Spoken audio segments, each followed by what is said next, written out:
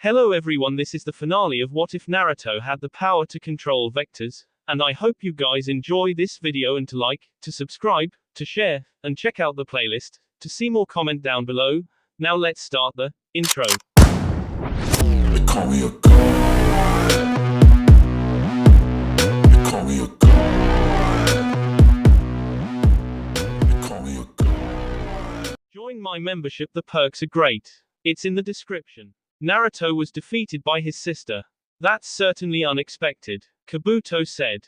Well, that's what happened, Zetsu said, although the damage done was incredibly one-sided towards Naruto. So the world's god has fallen back down to earth just as we were ready to strike him down from heaven. What a shame that is, Kabuto said. This just makes it easier for us, Zetsu said. He's sitting in a cell just waiting to be taken out by Madara. Wouldn't it just be easier to let him be executed? Kabuto asked. I don't trust them to get the job done, and even if they do kill him, we'll have to start this whole Jinchuriki hunt over again. It would be much easier to suck the 1 through 7 tails chakra out of him. If you're so worried about that, why don't we build an army like I suggested instead of just sending Madara? Kabuto asked. If Naruto and Madara really do end up fighting, then no amount of ninja, even if they're cage level, will have any effect on them. The two of them are just too strong. Besides, we can't gather that many bodies without drawing suspension. You seem to have already forgotten that Naruto was just taken down by a bratty girl, Kabuto said, having to once again butt head with Zetsu. He got us there, Zetsu said to himself. Yes, he did indeed lose, but I wonder about that fight. Even when we were watching, something seemed off. I told you we should have gotten closer. If we had done that, we would have been caught up in the blast. Not to mention when his wings came out, he would have noticed us instantly if we were any closer. I just wish we could have heard what he was saying when Naruto collapsed. Can you two stop fighting? I would like to get going before the sun comes up, Kabuto said. Naruto woke up in a hospital bed with her everything hurting. So you finally awake, Kushina said from the side of the bed. What happened? Naruto said, her mind still hazy from the pain and the drugs. Well, where to begin? You disappeared without telling anyone where you were going. Then after scouring the whole village, we finally pick up your trail only to realize you headed directly to Naruto's. Jiraiya and I got Kakashi and Minima and raced after you as fast as we could. Skip ahead a little bit and we arrived just in time to see you headbutt Naruto and Sugetsu, almost cutting your head off. Did I miss anything? I don't think so, Naruto replied. Oh, wait, I did. Do you know how much trouble you're going to be in once you leave this hospital bed? Naruto's face lost all color. But I beat him, so shouldn't that get me rewarded, not punished? I'm sure the cages will think of some meaningless title to give you, but as your mother you'll be lucky to leave your room once a month, Kushina said with a smile that didn't match her tone. Naruto sunk into her bed wishing she had never woken up. What's going to happen to Naruto? She asked. That's up to the cages to decide. Once they heard about Naruto's defeat, they all rushed over here screaming for his head, Kushina said, looking very sad. But Jiraiya will stop them, right? Naruto asked. He's trying, but the only defense we can put up is keeping him alive to study his powers and possibly recreate them, or, Kushina had a look of disgust as she spoke, have him impregnate some women to see if his powers are genetic. But neither of those options are looking good, since the other villagers are afraid that we're just using that as an excuse to mass produce vector control ninja. They rather just have Naruto's power die with him. But the alliance broke up, they shouldn't be able to call the shot in the leaf, Naruto said, sounding like she was pleading with Kushina. The alliance may have been destroyed, but every village has more than enough reason to call Naruto an international terrorist. If we kick him out and decide what to do with Naruto on our own, a war is almost guaranteed to start. But if we have Naruto on our side, is that really a problem? Naruto, Kushina screamed, making Naruto sink even deeper into the mattress. Do you even hear yourself? Naruto might be your brother and my son, but he's proven time and time again that those things don't matter to him. If we let him out and gave him his powers, do you really think he'll just protect the leaf? But what if he's changed? Losing really does change a person, you know, Naruto said in her defense. Naruto, I know you wanted all of you to be a family again, but it should be obvious to you that you can't just smash Naruto into our house and expect everything to go the way you want.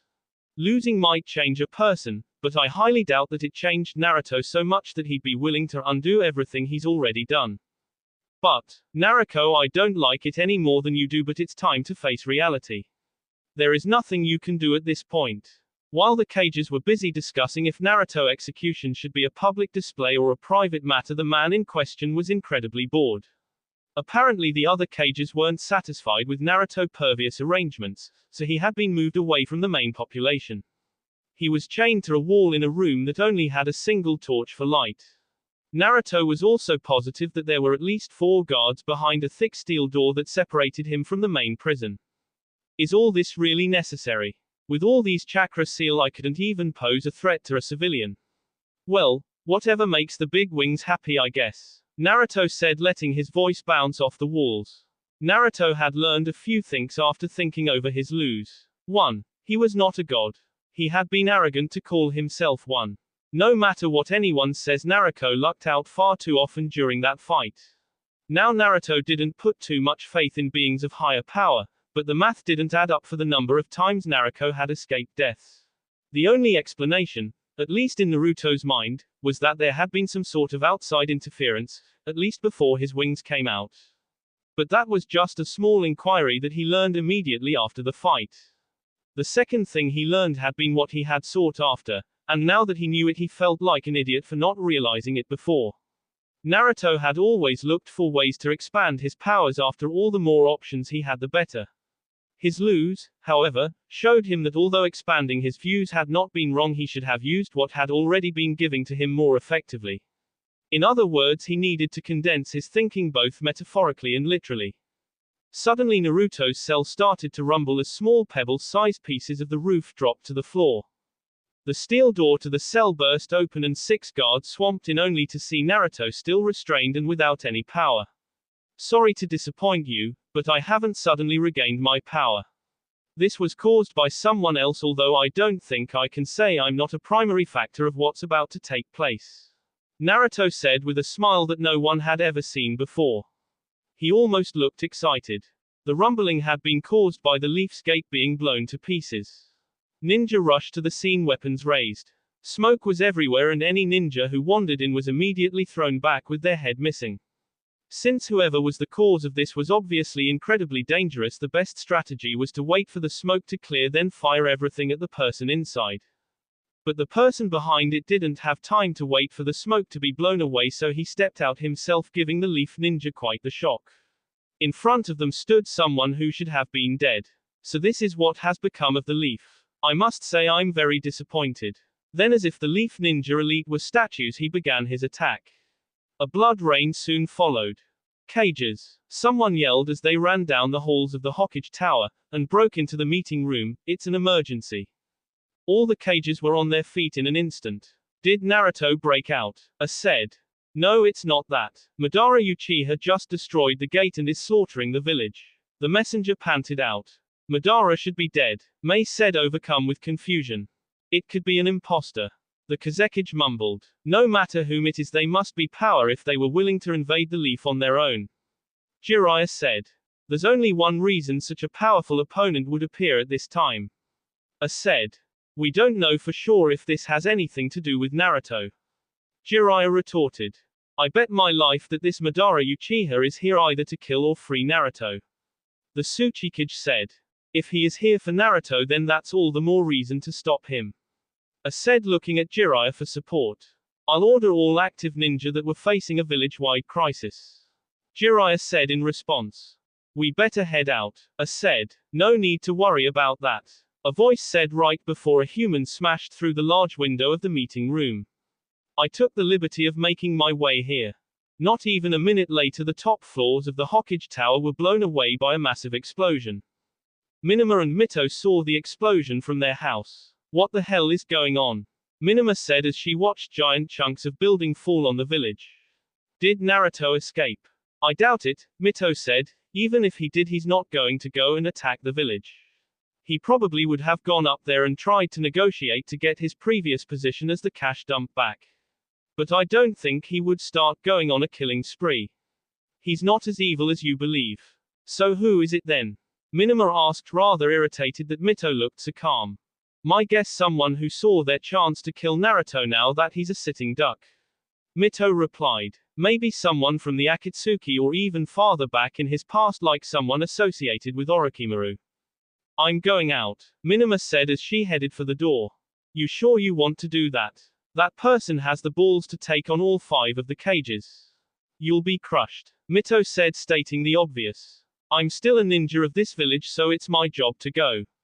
Minima replied.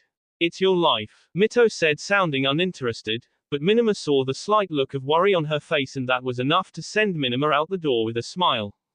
Once she was gone, Mito leaned on the window watching the war zone take shape. Honestly, if you had half a brain, you realize that whoever this person is has to be at least close to Naruto in level. The best plan would be to let Naruto out so can take care of this problem. At least then he has somewhat of an obligation to not destroy the entire village in the crossfire, but as always politics would get in the way of that. Mito may have gone to free Naruto herself, but the guards would stop her immediately, and with the chakra seal she wouldn't be able to fight back. But, the more imposing issue that was keeping her away is the fact that she betrayed him, and facing him would be way too much for her to handle. It was a stupid reason, and Mito knew she was hiding behind her fears, and she would have felt a lot worse if she didn't know for a fact that there was a person in the village that would free him no matter what. And it just so happened to be a perfect time to attempt a jailbreak. The smell of blood hit Minima hard. She had to slow down, afraid that she would accidentally step on one of the many bodies that lined the street. Minima had seen bodies and blood before, but these bodies were mangled. Even when Minima saw Naruto tear people's arms off and caused their bodies to explode from the inside out, she didn't feel this sick. It might have been because most of bodies were civilians. The look of their face was nothing like what a ninja had when they died. These people hadn't been prepared to fight, they hadn't risked their lives before. They were innocent. All they could do was run away, but they were still slaughtered. Minima couldn't stand the sight. Whoever did this was going to pay. As Minima swore this to herself, something flew past her and hit a building behind her with a mushy splat. Almost against her will, Minima looked over to see who that poor person was. The Kazekige's body, just as mangled and beaten as the rest, was imprinted on the side of the building. Naruto could hear the explosions and rushing of feet, but other than that he had no idea what might be going on outside his cell. He could guess that it was some attempted by Zetsu to kill him, but he also knew it couldn't be Zetsu himself, so who did Zetsu enlist? Come on Zetsu, why don't you just tell me who it is that's causing so much havoc upstairs? No response. Come on Zetsu, I know you're there. Getting into my cell would be easy for someone like you. Why don't you come out and try to kill me yourself? I can't exactly fight back. Naruto said. No response. Fine. Stay in the walls or the floor and let your puppet do all the work.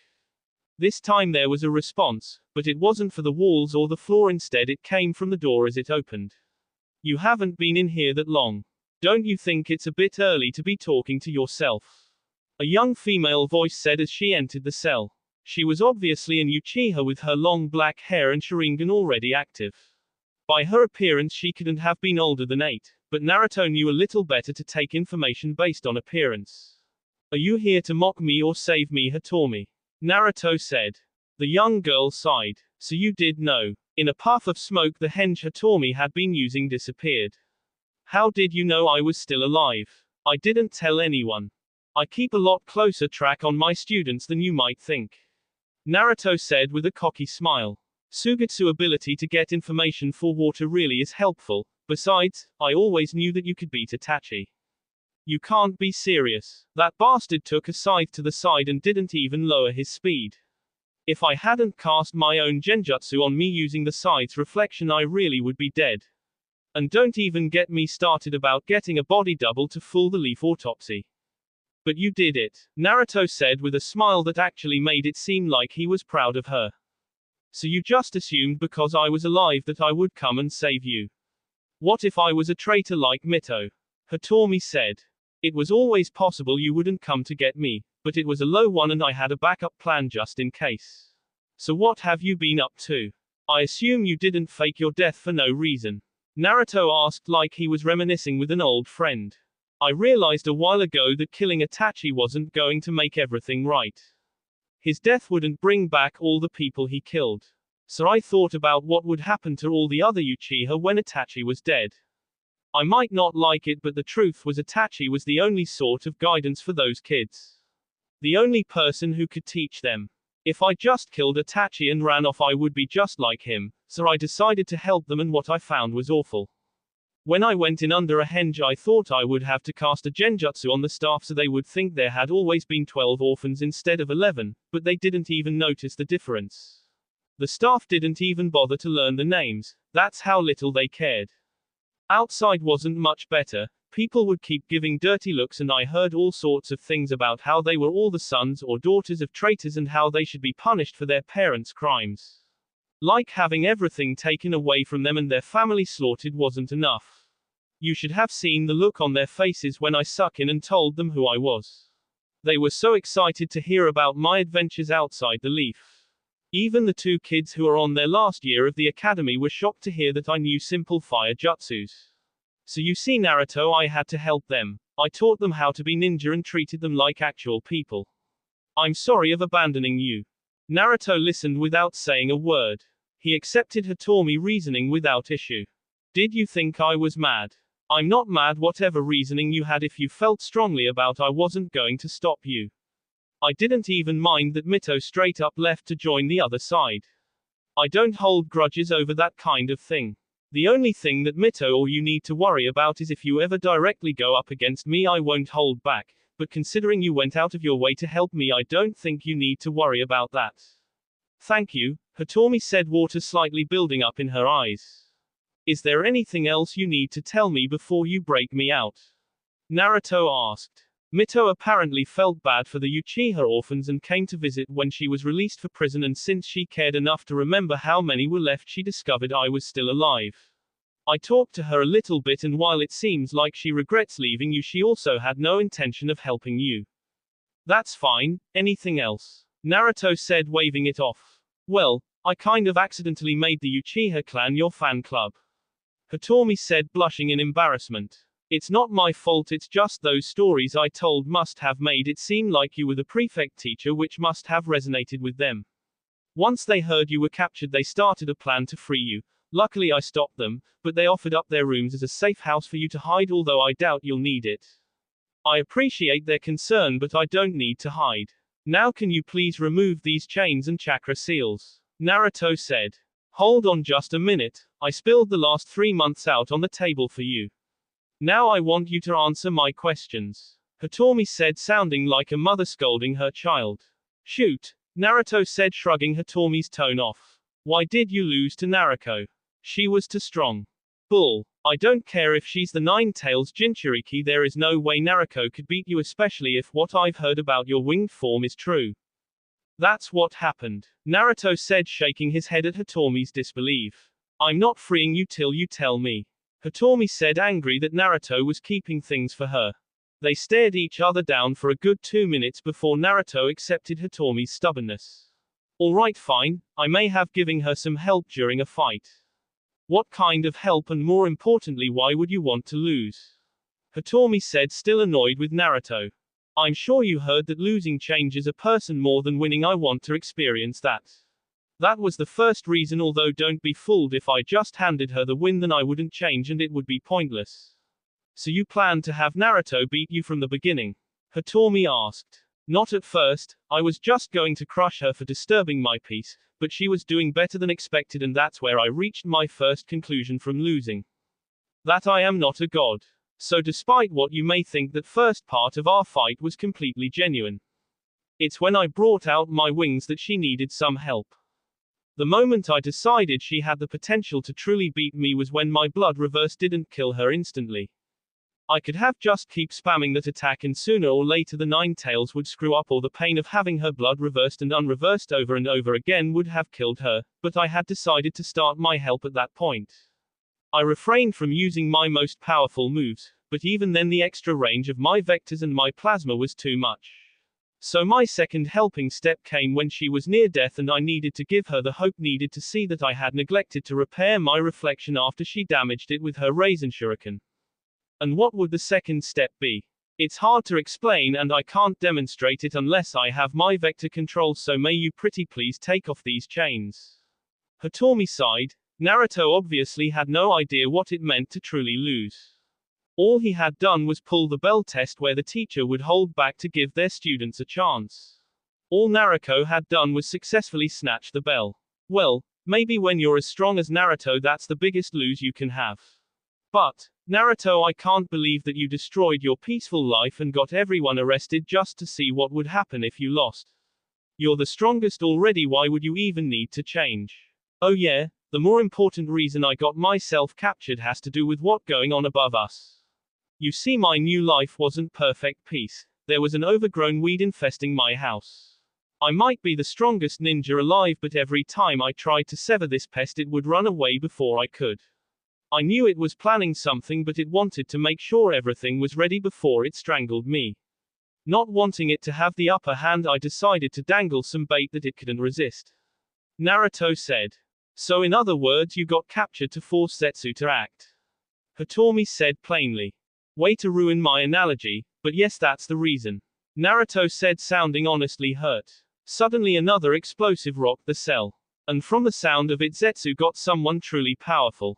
From what I hear, it's Madara Uchiha. Hitomi said with a bucket load of skepticism. I see, that would make sense. I hope it's not an imposter this time. Naruto said, looking up with a smile on his face. Hitomi realized that Naruto was displaying an emotion he never had before, excitement. It was so strange to see Naruto look forward to a fight. He was normally nonchalant about it and only did it because he had to. Even when he looked like he was enjoying himself, it was just because something unexpected happened and Naruto found it interesting. It was so strange that Hitomi just had to ask. You sure look happy. Did those 3 months of peace bore you? Hitomi asked. No, I was very happy with my peace, and after today I plan to return to it, but even if this had nothing to do with me, I don't think I could keep myself out of this fight. Naruto said, his leg actually shaking in anticipation. His repose was even stranger than his actual excitement. Naruto never went out of his way for a fight, so why did he want to now? Why? Was all Hitomi could say. Imagine it like a game. I played and got the high score. It wasn't a slightly better high score either, it crushed second place. Then I played again and got an even better high score. This kept happening until my score was so high that nobody else even had a chance. I might be able to play again and beat my old high score, but when it's so high, what's the point? So I stopped and went off to my peaceful life. But a little later someone comes along and actually beats my high score, but they didn't beat it by huge margins, they barely squeaked by. So the question is, who is the best player? That's why I want to fight him so bad, not because I have to go back to my peace, but because he's the only person in the world right now who can match my skill. Don't you think you're jumping the gun a bit? Just because he's causing huge amounts of destruction up there doesn't mean much to you and you vector control. Hitomi said, surprised that Naruto was putting this guy on such a high pedestal. You're right, he might just be a dirty cheater, but if that really is Madara Uchiha, and I bet he is, then he was the best player before me. It only makes sense Zetsu would choose him to kill me. Naruto said, still smiling. Fine, let's get you out of those chains. Hitomi said. A few minutes later the chains were gone and the seals removed. Oh man, it feels so good to be free. Naruto said, stretching out. You know you weren't in there all that long. Naruto was never meant to be locked up. Anyways, let's go get the other. I thought you were going to show me how you helped Naruto the second time. Oh yeah, I almost forgot. Naruto said. I just used this little trick to motivate her. Hitomi's eyes widened, not because of anything she saw but what she heard. Sound was just vibration going through the air. Naruto had taken control of those vibrations to change the pitch of his voice, and it sounded exactly like Minto's voice. There was no need for any more explanation. It was so unfair. Naruto had worked so hard to defeat Naruto and it finally looked like things were going to return to normal, but then this happens. Why did they have to defeat one god only for another one to show up? There was nothing Minima could do. She was just part of the scenery to Madara's one-man war. She was thrown around like it was nothing. An aftershock from Madara's fight against a cage sent her into a brick building. Minima dropped to her hand and knees. She tried to convince herself that she should stand up and fight no matter how pointless it might be, but when she saw Madara set A's barely living body on fire, her faith was crushed. People could say anything they wanted about her sister, But if she stood up to Naruto under these same conditions, then she was the bravest person ever.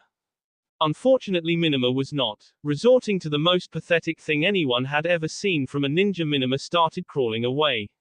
However, something happened that stopped her before she could really start. A foot stepped in front of her. The complexion of the skin was all Minima needed to see before she realized who it was. Slowly looking up, she met the cold eyes of her brother. It wasn't fair. It wasn't fair. After all of this, after all Naruto had done, Naruto was walking free. Minima couldn't help but cry, and if crawling with teary eyes wasn't pathetic enough, she did something that she knew would throw her pride out into the garbage, but it was the only thing she had left to even feel like she was giving an ounce of help. She threw her head to the floor and started begging.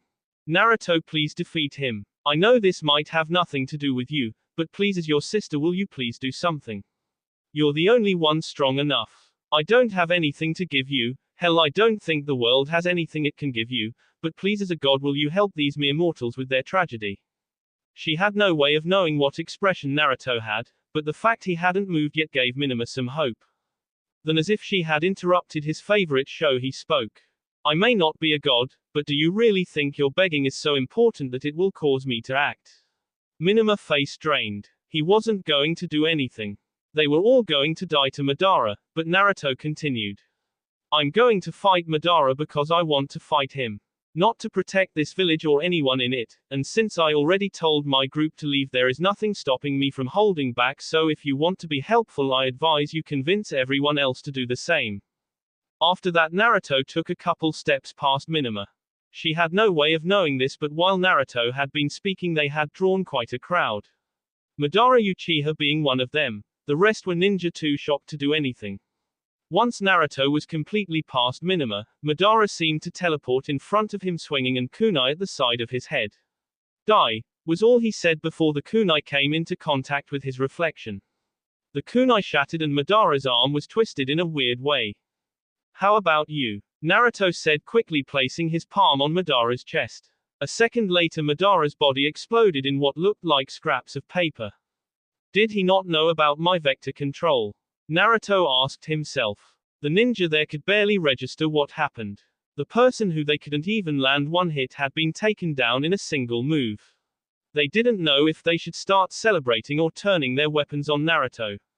But neither decision was viable after a couple seconds when those scraps of paper gathered to reform Madara. I see you must be my target. Madara said. Good, I thought that attack may have really killed you, but it looks like you've gained some sort of immortality. However, since I killed you so easily, I'm a little worried you're not as strong as I thought. Naruto said. You shouldn't, because that won't happen again. What you should be worried about is the fact that you only have one life. Madara said, using a jutsu that summons some sort of fan. You don't really have another chance either. Naruto bragged. Since I saw how you reformed right then, I know how it works.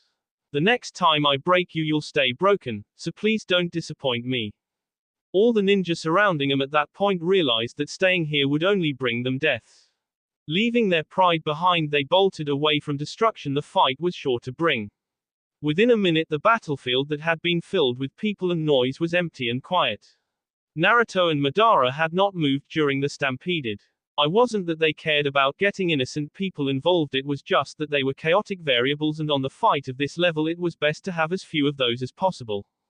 At the start of the fight, Naruto had the clear advantage. Madara didn't have a solid grasp on his vector control, and unless Naruto was lying, and Madara doubted he was, then he would be able to stop Madara from resurrecting. Given these conditions, it was only natural for Naruto to take the initiative. A hail of pebbles bombarded Madara's position. He brought up his fan to protect himself, and when the pebbles hit, they were reflected back at Naruto. However, he had already moved from that position. Madara felt a pressure on his fan that was not being reflected, and a moment later the fan shattered as Naruto broke through. Come on, reflection is my trick, Naruto said as he took a swing at Madara. Madara jumped into the air to avoid Naruto's attack. A blade of air passed through where Madara had been and cut the ground in half, but Naruto had already jumped before the attack was fully completed. Madara had timed his jump so he wouldn't be in air too long, as such Naruto was still in the air when Madara had landed. He quickly did a few hand signs to flood the streets and send an electrical current through the water. You might be able to reflect thing, but you have to land somewhere. Madara said. Naruto looked at the sparking death below him and let out a laugh. You really are amazing. You figured out this flaw in my ability way faster than anyone else ever did, but it won't be enough. A cyclone of wind shot from Naruto back, propelling him past Madara's homemade fryer. Naruto fell right behind Madara with a cyclone about to launch. Now it's my turn, Naruto said, but right when his foot touched the ground his body stiffened from the painful electric current that shot up his foot. Naruto gave a quick yelp of pain before jumping back into the air. Damn it, he casted a genjutsu to make it look like the water stopped sooner than it did, but when did he do it? Naruto would have to dispel that genjutsu, otherwise he wouldn't know where he could safely land. He sent the command for his chakra to go haywire. The water filled into to match the reality, but before it was completely finished Madara jumped up and punched the side of Naruto's face. Madara's arm twisted and snapped unnaturally, but the punch did indeed connect with Naruto's cheek. Naruto was set flying through the wall of a nearby high-rise. Madara landed gracefully as his arm snapped back into place. He watched the rubble fall into the building's newly formed hole, kicking up dust and plaster. Suddenly, the back end up the building blew out, revealing a cyclone that was easily 20 times larger than Naruto's normal cyclones. The propulsion of the cyclone forced the building toward Madara as it started to collapse. Normally Madara would have plenty of time to dodge something like that, but Naruto's cyclone was giving her an incredible amount of extra speed. Madara was barely able to force his way past the building, but as it fell it hit the electric water, causing it to shot everywhere. On top of that, 20 of Naruto's normal cyclones burst from seemingly random point on the building. It was a strain for even Madara to dodge all these incoming variables, but he still saw through Naruto's actual plan. In one of the cyclones you could barely make out a human silhouette between the raging winds. Naruto must have hidden himself inside so he could pop out behind Madara when he dodged, but Madara was not so easily fooled. When that particular cyclone came, instead of dodging, Madara used a powerful wind jutsu to disperse the cyclone. Right when the attacks collided, Madara felt something grab his leg, and only then did he realize he had been fooled. The silhouette Madara had seen had not been Naruto. It had been one of the many ninja Madara had killed beforehand. That meant the thing grabbing Madara's leg was the real threat. Madara could swear he heard Naruto say, "It might be the oldest trick in the book, but it still works." Madara didn't give it a second thought and with a quickly made lightning jutsu severed his leg. Madara jumped back a ways to put some distance between them. Naruto must have realized what Madara had done, because the leg did not explode like it surely would have if the rest of his body had been attached. Naruto instead climbed out the ground with a smile of his face and the leg in his hand. The smile was warped due to Madara's punch dislocating his jaw, but a push from his opposite hand and a grotesque crack was enough to fix it. The leg was twitching as him it was alive. Under normal circumstances the leg could have broken into the scraps of paper to escape Naruto's grasp and return to Madara's body, but Naruto was clearly doing something to prevent that. "You really are everything I hoped you'd be, a person who truly forces me to go all out. Without knowing much about my power you were able to exploit a weakness that no one else has, even after doing instant study into my power. To hit me in that 1 second window where my chakra is a little screwed, which also screws my equations slightly, when I dispel a genjutsu is really impressive. Although I guess it didn't work out perfectly," Naruto said, remembering how Madara's arm had still suffered the effects of Naruto's reflection. "My Sharingan see everything," Madara said. "It wasn't hard to figure out that your power comes directly from your chakra. No, it's more like your power is your chakra. Once that was discovered it was easy to see what I had to do. There is no way to dispel a genjutsu without disrupting one's own chakra. In other words, you have to mess with your own power to dispel a genjutsu. See, this is what I'm talking about. You dissected my power so easily, but as I'm sure you already realized, I'm not one to be brought down so easily. How many times have you tried to trap me in a genjutsu during this conversation? By my count it's 32. Madara hissed in annoyance at Naruto's jab. "Not to mention," Naruto said, waving around Madara's leg, "you suddenly have acquired a huge disadvantage. It's only a temporary setback," Madara said, letting his Uchiha arrogance out. "As soon as you discard my leg it will return to me, unless you intend to hang on to it for the remainder of this fight." Naruto laughed at Madara's logic. You right, I don't tend on carry this pointless thing around, but I also don't intend to let you make use of it. Madara raised an eyebrow at Naruto's rambling, but it wasn't long before Naruto demonstrated what he meant. Previously Naruto's attack blew Madara's body apart, but this time his leg was churched like walls were pushing in on it from all sides. It continued to contort until it finally resembled a ball, but even then the invisible walls did not stop. They continued pushing down, forcing what could once have been called a leg even smaller. Eventually, it became a small ball of flesh that could easily fit between Naruto's fingers. When a toy breaks, as long as you have all the parts and the know-how, you can put it back together, but if a single section of any part is missing, then there's no way to put the toy back together without bringing something from the outside, even if all that was missing is the empty space between the parts. Naruto let go of the tiny ball and it immediately flew to Madara to try and reattach itself, but no matter what it did, it could not regain the mass to make it a full leg.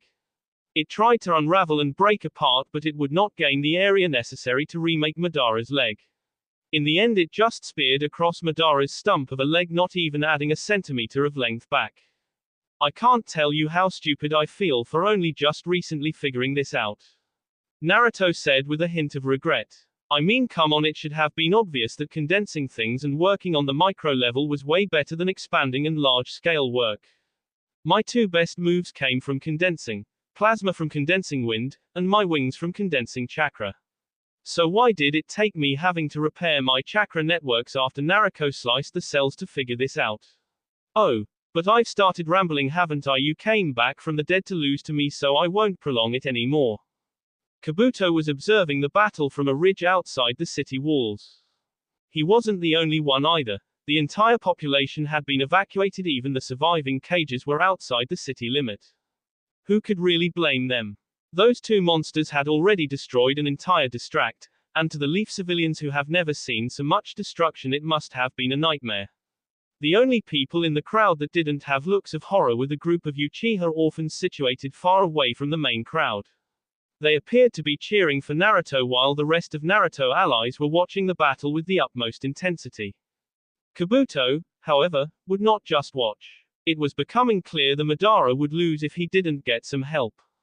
It might have gone against what Zestu wanted, but he was an idiot, so what did it matter? The first thing Kabuto did was transfer all the information on Naruto's powers and weaknesses into Madara's head. That would give Madara the ability to produce better plans of attack. The next would be giving Madara some much-needed assistance. Kabuto already had a couple of dead cages that he could make use of, and stealing some sacrifices from the crowd wouldn't be too difficult. Kabuto would sneak to the back and acquire some participants, but before he could jump off the ridge, the ground was taken out from under him. Kabuto fell flat on his face, hitting his nose and cracking his glasses. Kabuto rolled around to see what the cause of this was and was terrified to see that it had not been the ground that had been cut, it had been his legs. The severing had been so quick and so clean that Kabuto hadn't even noticed. Kabuto looked down to see a large pool of blood spilling from his torso. The bleeding would have to be stopped soon or he would bleed out, but thinking about that hardly seemed to matter when Kabuto saw who was responsible. Impossible, you're fighting Madara, how are you here? Kabuto screamed as Naruto causally walked up the ridge, hands in his pockets. I am, Naruto replied, but I'm also here.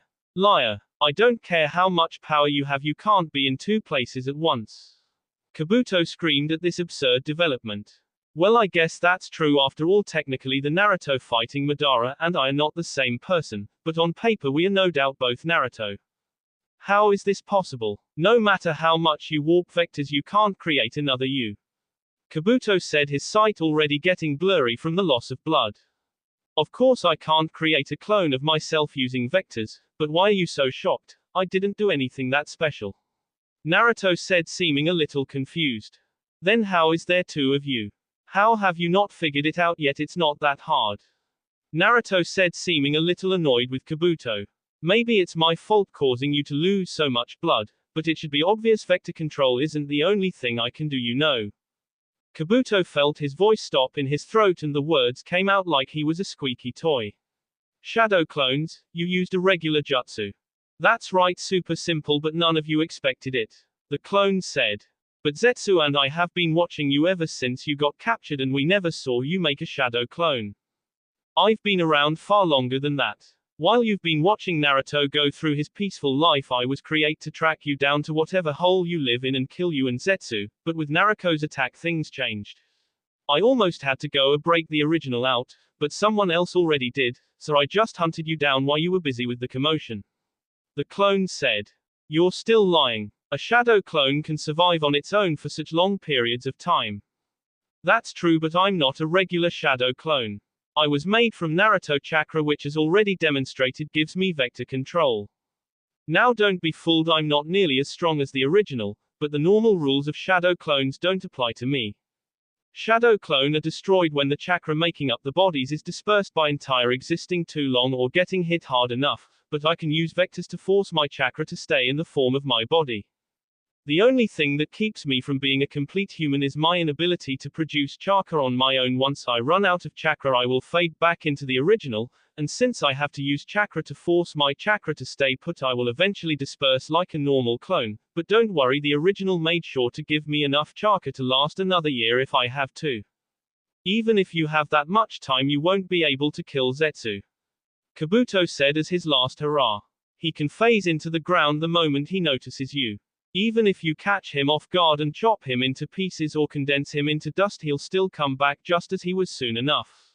He truly is invincible. Kabuto let out a slow chuckle before Naruto crushed his head. We'll just see about that, Naruto said as he took a brief look at how the original was doing. Madara's eyes had changed. They were no longer the red and black of the Sharingan. Instead, it was the purple of the Rinnegan. It had happened after a brief moment where all expression on Madara's face had left. I see, Madara said as if he had gained some divine wisdom. That's your power. I'll admit if I had continued to use only my Sharingan then you would win, but my new eyes changed some things. They just so happened to give me the perfect jutsu to use on you. Madara raised his arm towards Naruto. Push. Everything flew away from Madara except Naruto, whose reflection reversed the command and sent him towards Madara. As Naruto's body was flying at high speeds towards Madara, he simply held out his fist and Naruto crashed into it, his reflection not doing anything since Naruto's body had been the one moving, not Madara. Naruto's body bent into a C shape as his speed was suddenly reduced to 0, but he was close enough for a counter-attack. Naruto swung his arm towards Madara's face, but before it could reach Madara spoke, pull. Naruto was pushed back, hitting a bunch of rocks and other objects that were being pulled. However, Naruto wasn't going to just let Madara throw him around like a toy. As Naruto passed the flying objects, he increased their speed towards Madara, making it unsafe from him to just stand still, but with only one leg it was hard for him to dodge. Eventually the storm stopped. Naruto was on a knee, breathing heavily. Madara's punches took a toll far greater than Naruto's punches ever did. Out of breath already, Madara mocked. How do you expect to survive round 2? Pooh. I don't think so, I'll put an end to this right now. Naruto yelled, wings bursting from his back with such force that they ripped the back of his shirt. Without a moment of hesitation, Naruto held out his own arm. Madara was in the range of his vector control, he would condense him into nothing. Crush. But nothing happened. Madara pushed off the ground using his only leg and flew towards Naruto. Naruto tried to divert his path using his vector control, but that didn't work either. Naruto clicked his tongue as Madara was nearly there. Naruto created a small ball of plasma and launched it at Madara, but when it got a certain distance from Madara, Naruto felt the chakra keeping the plasma intact disappear. The plasma, having lost its glue, was unable to keep its form. A second later, Naruto was put on his back from an uppercut delivered by Madara.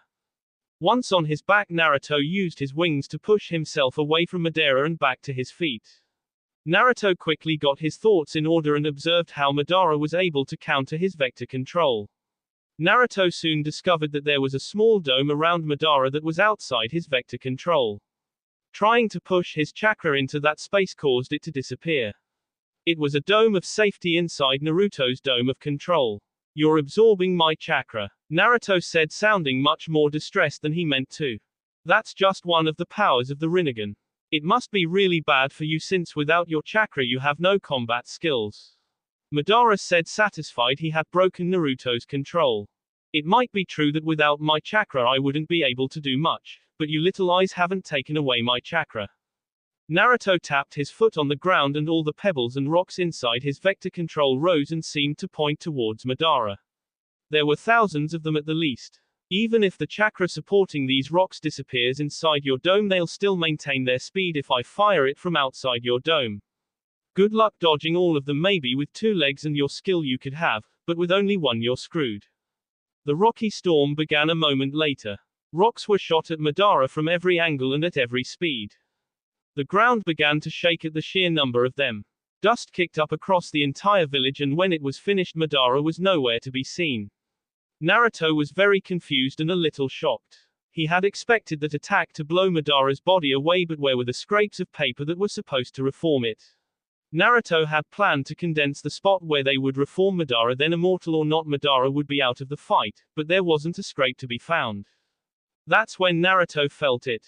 Normally nothing could happen inside his dome that he wouldn't know about since he could feel it through his chakra, but Madara removed the chakra. However, that just meant Naruto could do the opposite, where he couldn't feel his chakra. That was where Madara was. So it came as a big shock when Naruto suddenly lost the feeling directly behind. Naruto didn't even have time to turn around before a force to his back sent him flying. This punch was a lot stronger than any previous punch, and Naruto felt himself lose consciousness a moment before his body being blown through a brick wall brought him out of it. Naruto used his wings to block most of the damage, but it still hurt like hell. Naruto made his way out of the wreckage only to see Madara sitting on top of some rubble with a newly restored leg. Well, maybe restored wasn't the right word. The new leg wasn't flesh and blood like his old one. Instead, it was metal and mechanical. Another one of the Rinnegan's powers. Naruto spat. How'd you know? Madara replied with genuine smile. The tables had turned. Naruto was now at an overwhelming disadvantage. With his effective move set cut down, Naruto's only choice of attack was to use the objects around him, but no matter if it was a million pebbles or smashing an entire building onto Madara, he would always be able to dodge or block. Meanwhile, Madara was piling on his own damage. Naruto dodged what he could, but Madara was just too damn fast. It seemed to only be a matter of time before Madara's kicks and punches would bring Naruto to his knees. And that moment happened when Naruto built a dome of rock around Madara's absorption dome, not giving him a single space to dodge to and launching every piece of rock at the same time. But a moment later, Naruto felt his chakra disappear directly below him, and before he come think of a counter plan, Madara popped up behind him and grabbed one of his wings. Naruto wings were made of chakra, so when Madara grabbed it started to get absorbed. It was like Madara was pulling the wing off an insect. Even if Naruto broke the wing up into its feathers, they would still have to return to his back very quickly. But the biggest problem with Naruto's wing getting ripped apart was that they were basically the spines of Naruto's current vector control, and shaking it was have devastating effects on Naruto's chakra. Eventually Madara complete absorbed one of Naruto's wings. Madara, not wanting to get too greedy, back off once it was done, but he had not needed to. Naruto had no more strength to stand. He collapsed to his hands and knees, throwing up a good portion of his blood. Losing his wing didn't just affect his vector control, it also heavily damaged his body. He didn't have enough chakra in his body to reconstruct his missing wing, and he didn't have nearly enough time to wait for his body to replenish that chakra naturally. So in a move that would defiantly bring his defeat, but was the only thing Naruto could do to keep fighting properly, he recalled his other wing. Now Naruto was fighting with only his normal vector control.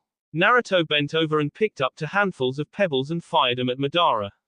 The number of pebbles wasn't even 1/100th of what Naruto previously had done, so Madara dodged them with incredible ease.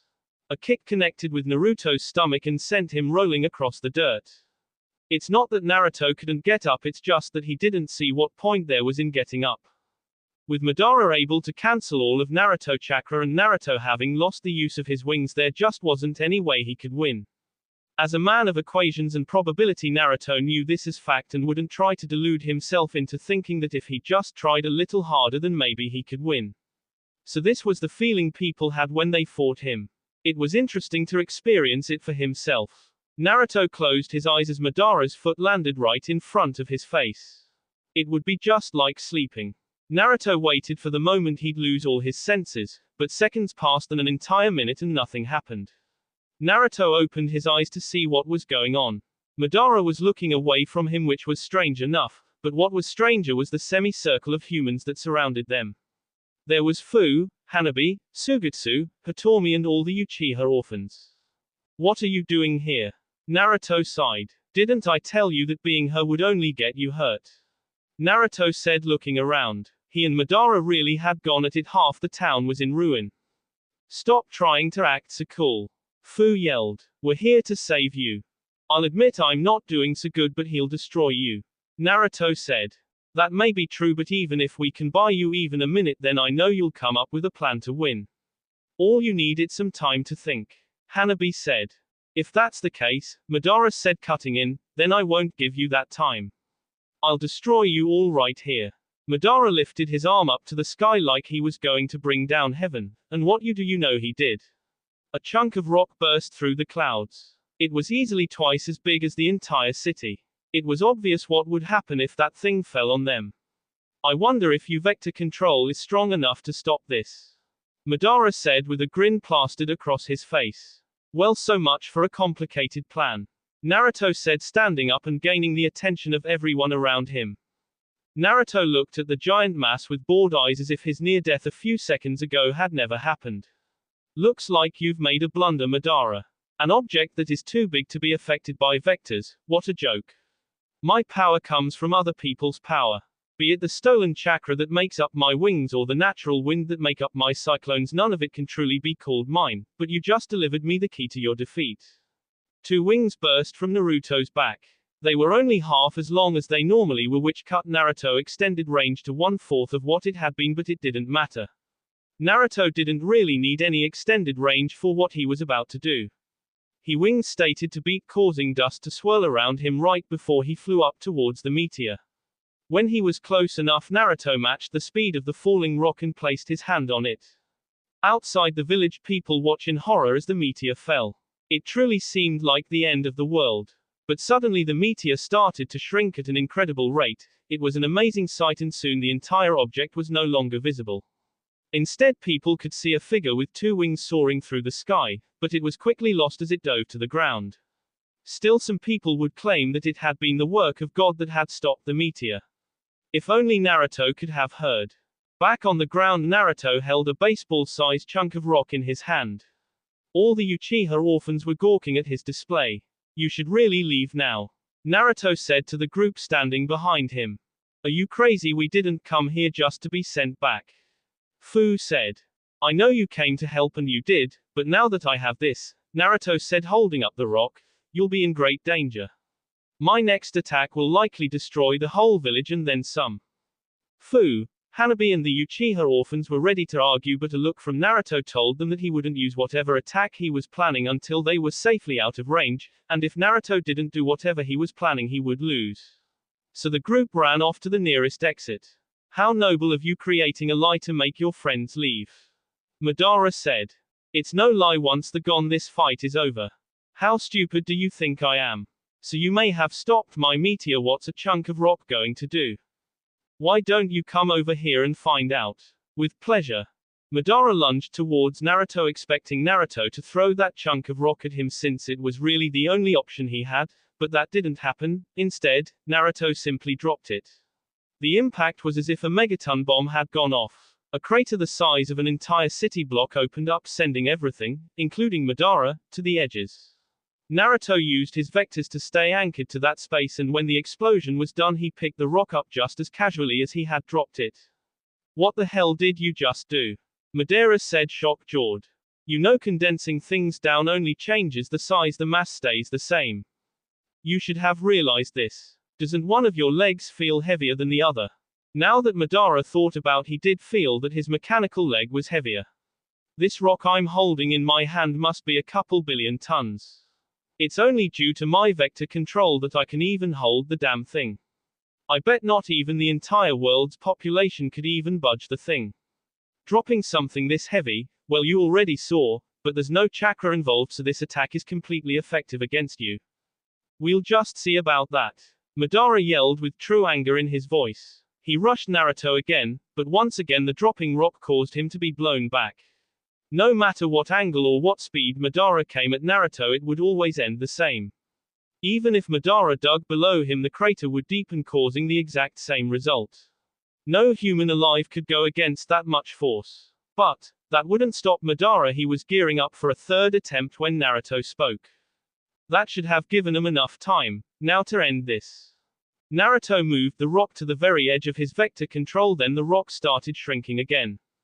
Madara put up his defenses, trying to be prepared for anything, but nothing could prepare him for what was to come. The rock kept shrinking and shrinking until it was no longer visible, but even then it continued to shrink, and eventually there was too much mass in too tiny of a space. A black hole was formed. It immediately started pulling things in, starting with dirt and loose rocks, and as it grew bigger at a terrifying rate, buildings and the ground itself. Naruto was safe. He had anchored himself to that point in space. Even when the ground below him was devoured, he just floated at that point. Madara, however, had no such safety net. He was putting in a valiant effort, but he would not be able to resist the pull for long. There was nothing Madara could do. His immortality wouldn't be of much help in a black hole, and there was no jutsu that could destroy a black hole. Are you crazy? He yelled. So what if you win this fight? The black hole will continue to grow until it obtained the either planet, then it will move on to other planets. Not even your vector control can destroy a black hole. You've doomed this world. Whatever, just die already. Naruto said with no concern for the world he had just ended. Madara really didn't know how to respond to Naruto's apathy, so he turned away from Naruto and said these words. Fine, I'll be going now, but to think you would kill everyone just to kill me. You really are a true monster. Madara stopped all his resistance and let the darkness swallow him. Naruto waited a little bit to make sure Madara hadn't pulled some trick like the Izanagi, but it didn't seem like he did. Now to remove his creation. It was true that even his vector control wouldn't be able to destroy a black hole. After all, no one really knew how it worked, but Naruto could move it since it did have a fixed location in space. Naruto got as close as he dared to the hole and used his powers to wrap it into that dimension that the fake Madara had showed him. Naruto guessed the true Madara had access to that dimension too, but his Sharingan would never have had enough power to transfer a black hole into it. The black hole would no longer be a threat to this plan of existence, but it would destroy that other dimension, forever locking it off from any future Uchiha. In essence, Naruto had traded his infinite storage for an endless garbage can. Meanwhile, Zetsu was far outside the village with a disappointed look on his faces. It looks like it didn't work. I can see that, and unfortunately we don't have anything else to use. Then I guess we'll be waiting until Naruto dies to start anew. That's our only option at this point. I really thought we had it this time. It's going to be so boring waiting another 100 years. How about I give you another option? A voice said from behind Zetsu. Zetsu, recognizing the voice, and being a lot quicker than Kabuto in figuring out how there were two Naruto, quickly merged with the ground for a quick escape. Not so fast. The Naruto clone said, stomping on the ground, shooting a huge chunk of land upwards. Naruto jumped up, following the land high into the sky. Before they had even reached the peak of their height, the clone was already at work. Placing his hand on the land, he used his vectors to sense where Zetsu was. Once that was figured out, Naruto cut the half he wasn't on off.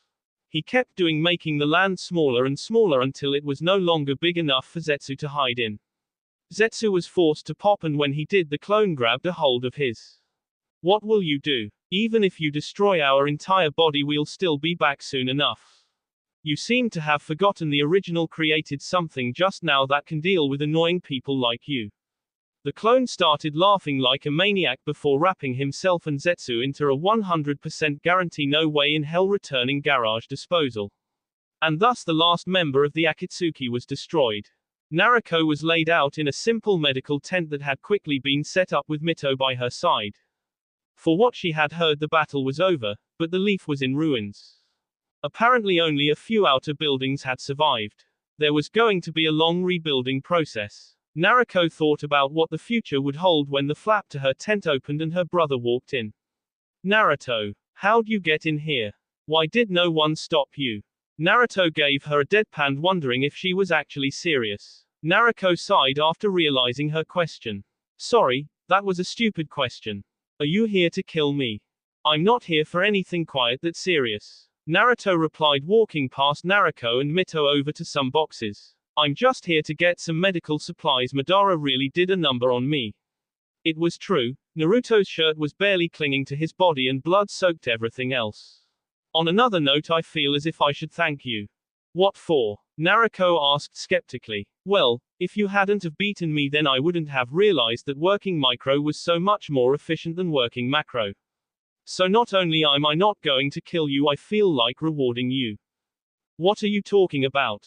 Naruto asked, having a hard time believing that Naruto would do anything out of the goodness of his heart. Your whole reason for hunting me down all this time was because you wanted to bring me back to the village, right? I've decided that I'll move into the leaf. What? Naruto yelled in disbelief. Why would you suddenly decided to do that? Well, it's not all about you.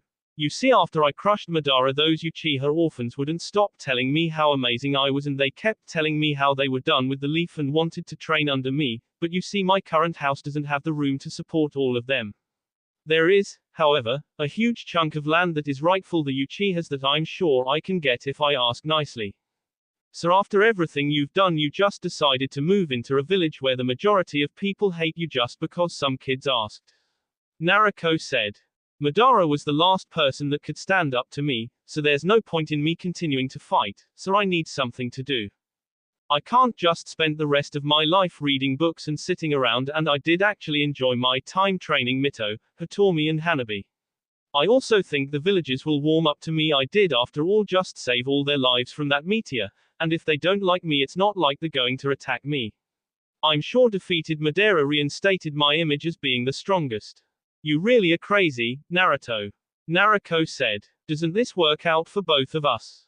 You can visit your dear brother anytime you want, and I still get to have the peace I always wanted. You know, most people think I'm true evil, but if I was to give myself an alignment, I'd say I'm chaotic neutral. So don't be surprised that I'm not here to murder everyone. Naruto said, getting ready to leave with all of his medical supplies. Oh, one more thing. Naruto said as he walked over to Mito and flicked her on the head. She had not said a word and had been bug-eyed since Naruto walked in. Don't be so scared, Mito. No one's mad that you left us. I'm not out to kill you. In fact, I think you should visit when I get settled in the Uchiha district. I'm sure Hanabi and Hitomi wants to talk to you. Naruto said with a very brotherly smile before walking out of the tent. I will, Mito said quietly. When Mito had left the village so long ago, she didn't know what to expect, but she did know she wanted someone to care about it, and after all this time she had finally gotten her sisters and her brother to it. She couldn't be happier. Epilogue. The same old argument was staring in the school courtyard yet again. I'm telling you, my mom killed you dad's ass. A highly energetic boy with spiky blonde hair yelled. Do you even listen to history lessons? Because if you did, then you would know my dad let you mom win so he could learn how to beat Madara. A slightly pale girl with long green hair yelled back. You two know that class ended 30 minutes ago, right? A teacher said as he walked past. The two kids flushed in embarrassment as they looked around to see that they were the only two left. I know, the blonde hair boy said, we'll go ask grandma who's right. That's a great idea. She said that she would be eating at dad's house today and that you loser of a mother would be joining us. Shut up, your dad's the loser. The yelling could be heard by all until they reached the former Uchiha district. They walked past Sugetsu, who was as always yelling at a bunch of his students for using their swords wrong. The two of them barged in the house demanding answers for the pervious argument. Do you two really have to be so loud? A very pale girl with white hair and white pupilless eyes said. Misaki, why the hell did you leave school without me? We're sisters. Technically we're only half sisters and I'm the younger one, even if it is only by a few mouths, so you should be walking me home. Misaki said. I'm going to use my vectors to block out your annoying sounds now, so if you need to speak to me, please face me so I can read your lips. Hey, don't just cut me off. We were talking. Oh, are you just jealous that despite being older you're not skilled enough with your vectors to block out sound? Misaki said with an evil smile. I'm just as skilled as you. The green-haired girl said, even though it was clear she was not. Mikoto, stop yelling at your sister. Naruto said as he walked out of the kitchen with Fu and Hanabi on either side. Also, Tuma, my sister wants to see you. Alright, Tuma said as he entered the kitchen. Hey Tusan, Mikoto said, I have a question to ask. What is it? When you and Naruto fought right before you defeated Madara, who won that battle? It was Naruto, of course. I got put in jail after that. Naruto replied, rubbing the back of his head. Mikoto and Masaki both looked at him with shook. But you let her win. Masaki said, not wanting to believe that their family vector control could be defeated by anything. That's a story for another day, Naruto replied, walking back into the kitchen. Let's eat for now. But you did let her win, right? Both girls said as they followed Naruto like lost sheep. I said another day. That will be all for this video. Be sure to like, subscribe, share, and comment down below for more videos. Goodbye.